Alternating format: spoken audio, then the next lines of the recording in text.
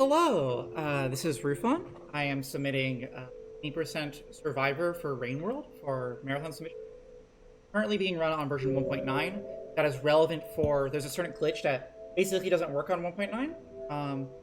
And the main reason I am running this on this, and I might run on 1.5 and attempt the glitch for the actual marathon run, but I'm running it on here because I'm gonna be there's a safer strat for that takes longer, so this gives a better estimate in case I fail the strat, even if I like down patch to an older version, because the older version loaded things slower, which is relevant for.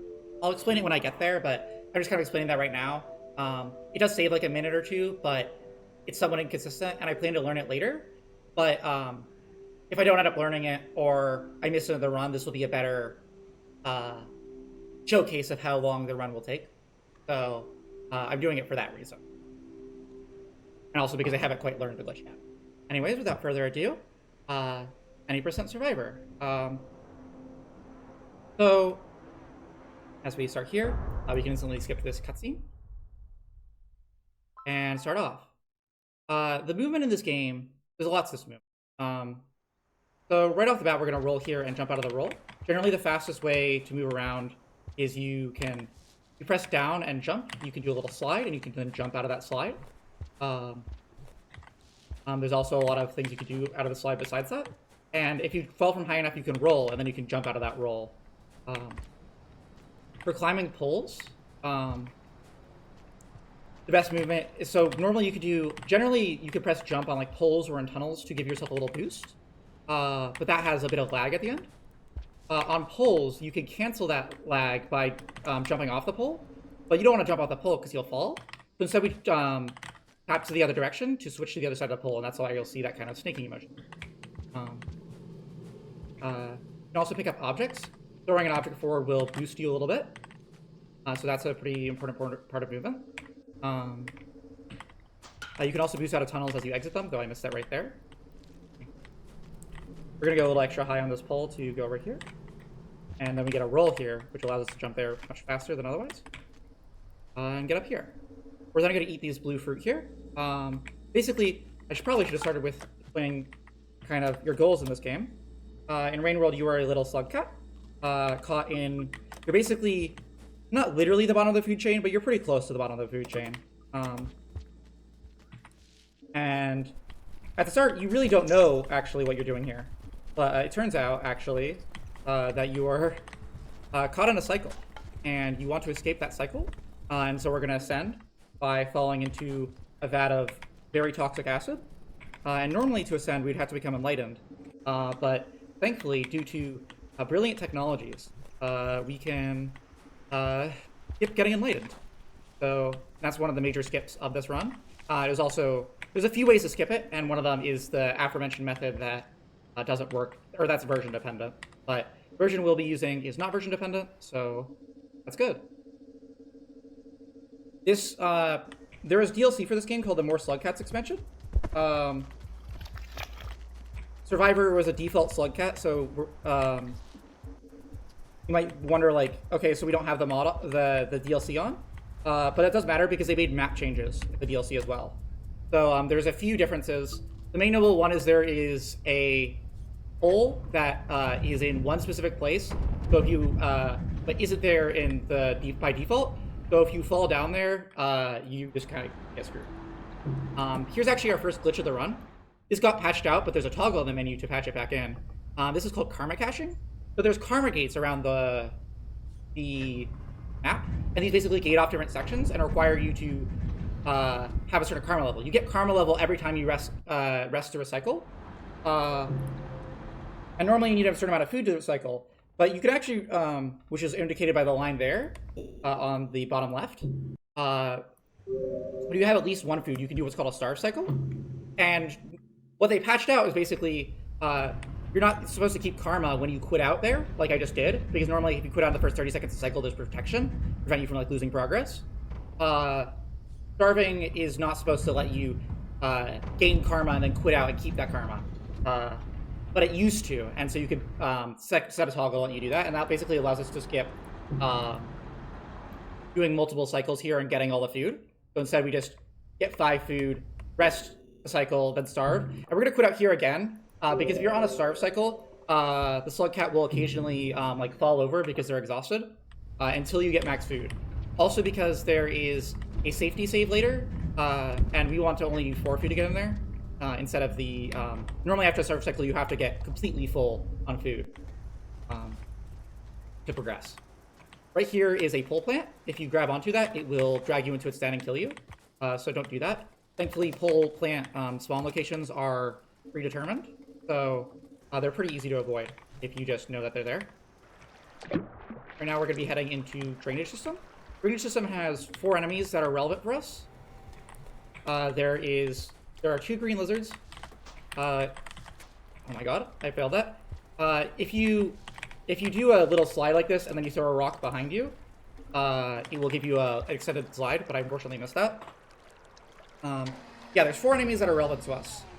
There are 2 green lizards. Those aren't very threatening. There's a pink lizard, which can occasionally be threatening, and then there's a salamander. The salamander's spawn location is somewhat random, and it varies between being pretty easy to deal with. These are one of the karma gates I was mentioning, by the way. Being pretty easy to deal with, or being really annoying and randomly killing you. There are pretty safe ways to get past it, but the problem is most of those safe ways require you to be not going for the safety strat for skipping enlightenment. So I kind of have to deal with it no matter what. I'm gonna use a little the aforementioned like throw boosting of an item, which makes getting past this gap easier. And then this lizard here is being a little bit annoying. You can kind of just sneak past him. The red dots at the bottom are a visual indicator for the threat level, so it kind of like indicates like what enemies are in a room. It's not that useful for this run, but I just leave it on because I don't have much reason not to turn it off. You'll also see white dots down there later. That indicates my breath level. There are 2 main types of throwable objects in this game.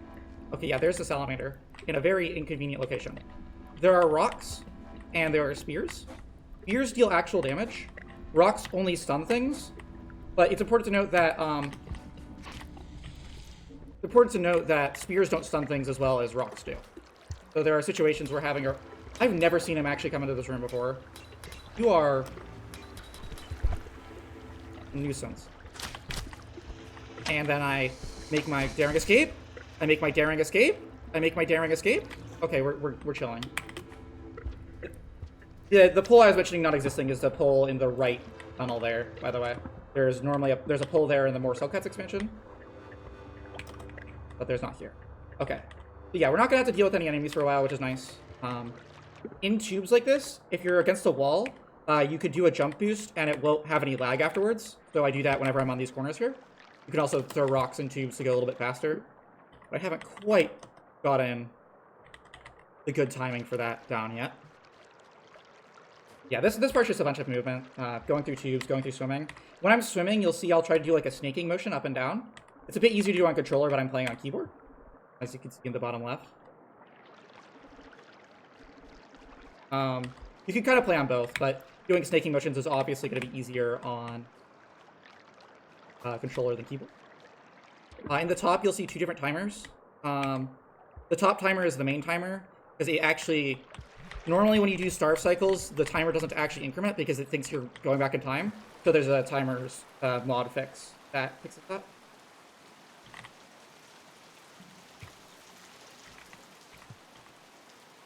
Boost, and then we throw these rocks here to get a little bit further.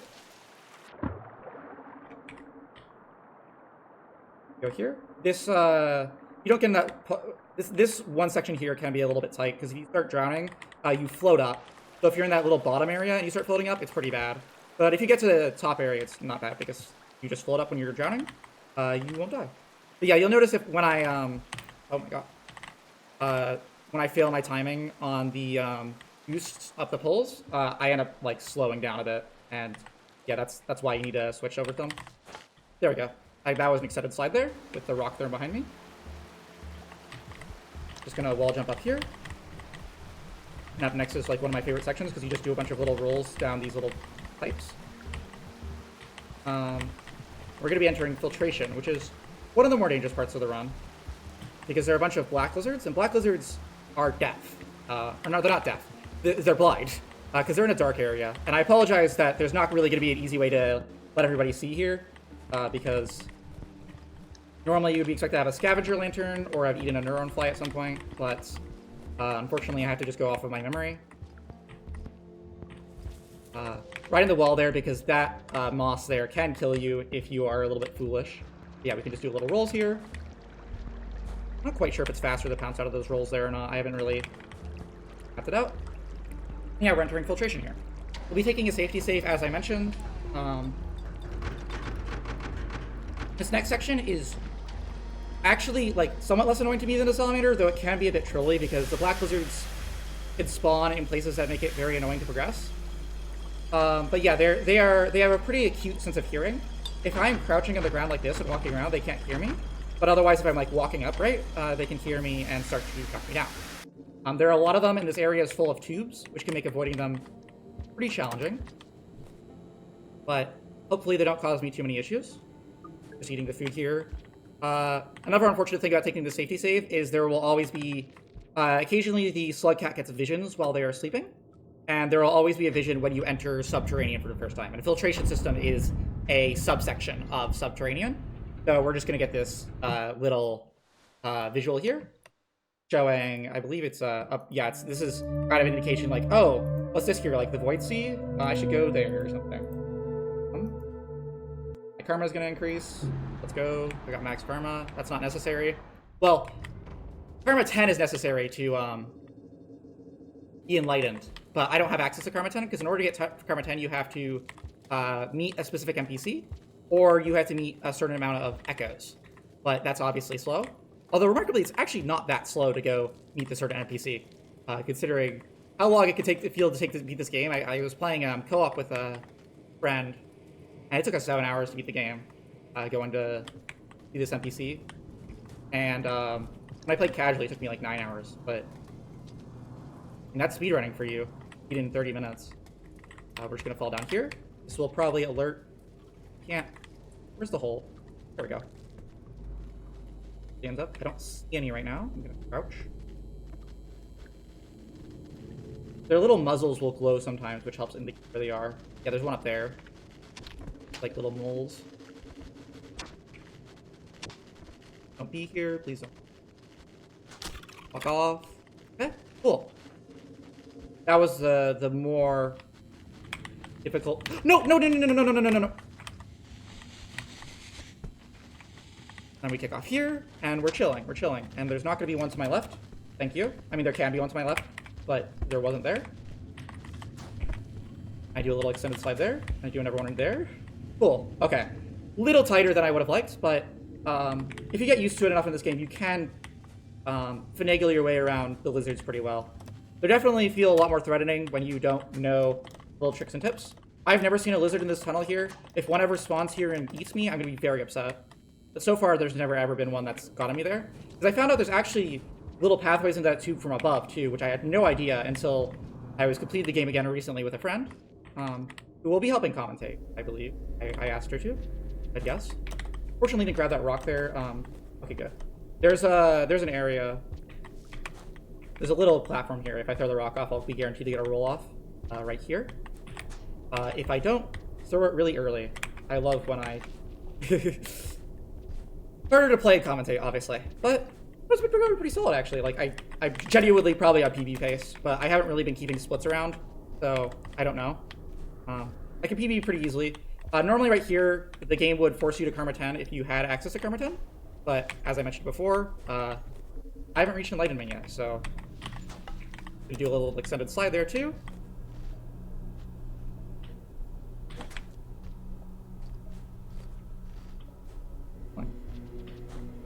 World record would be about to finish the game right now, in case you're wondering.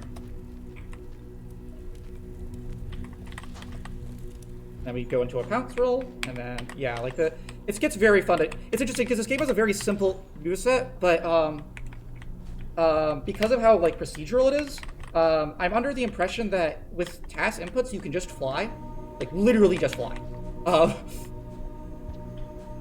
Just, like, vertically just go up. Like, it's kind of crazy. Like, that giant tube I fell down, you can just go up it. Kind of crazy. It's a very fun game. I would 100% recommend it. And then the movement is definitely easy to learn, but very, very hard to master.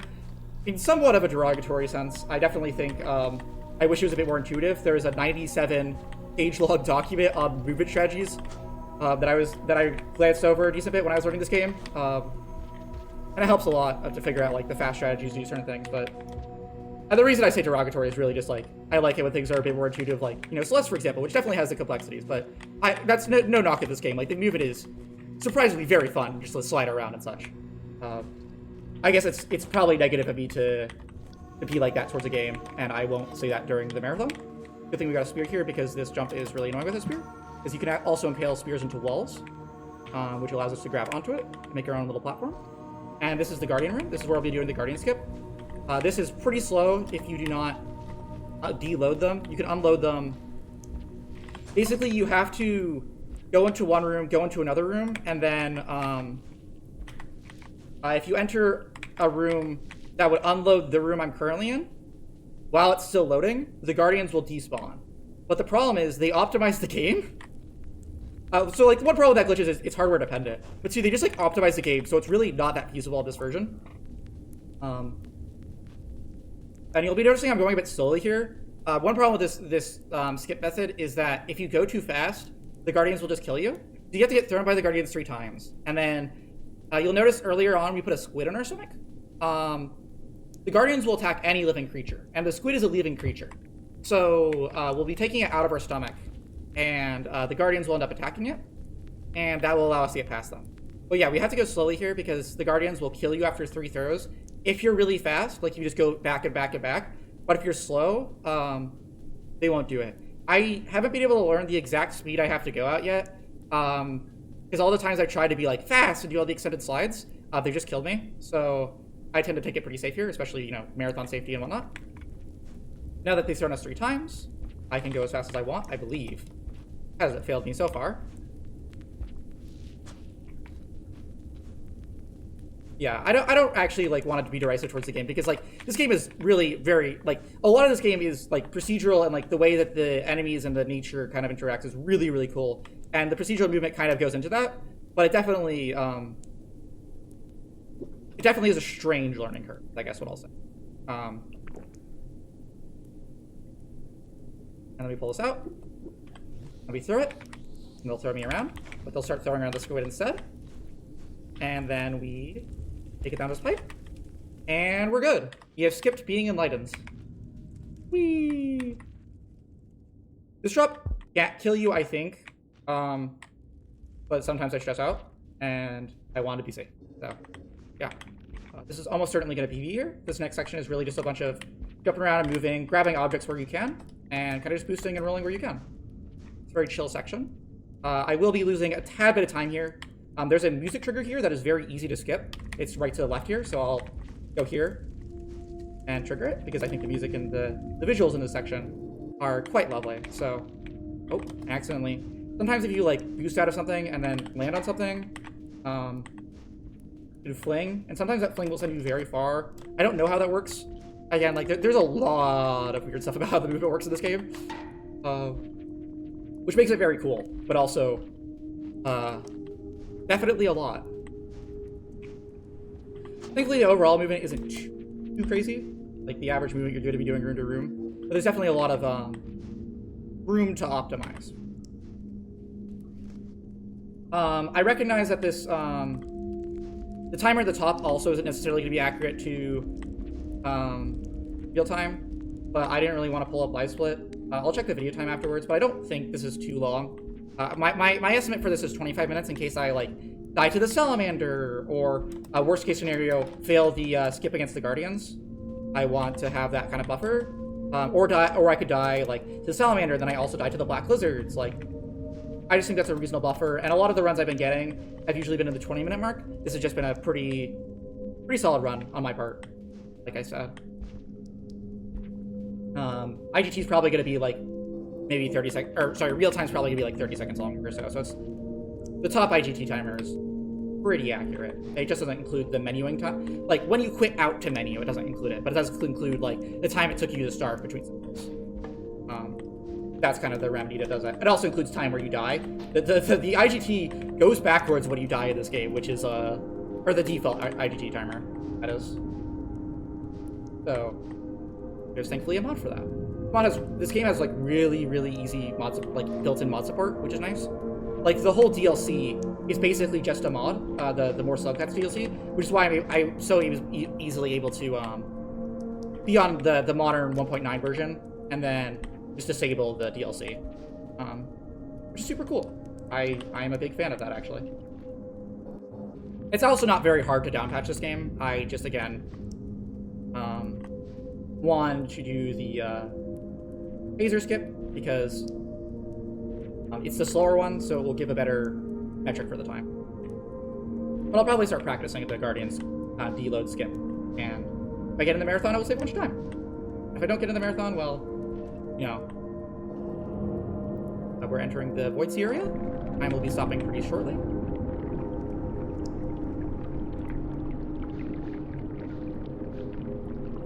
Thankfully, we do not have to play through the entire ending cutscene, because the entire ending cutscene takes like 15 minutes. Well, it's technically not a cutscene, you technically have to hold down for a really long time. It's all very surreal. I mean, you can see the visuals. I'm sure Twitch will have a wonderful time bitrate-wise with this, so I apologize for that. But, yeah. Time will stop on the next screen transition. Again, I'll be doing the little zigzag motion to swim just a little bit faster. And that's time. 1936, 791. Thank you all for watching. And I hope you have a wonderful rest of your day. Yeah, my estimate for, again, is 25 minutes, because again, like, just like rounding up to the nearest 5. Again, it counts for a couple deaths. And yeah, thank you. Hope you have a nice day.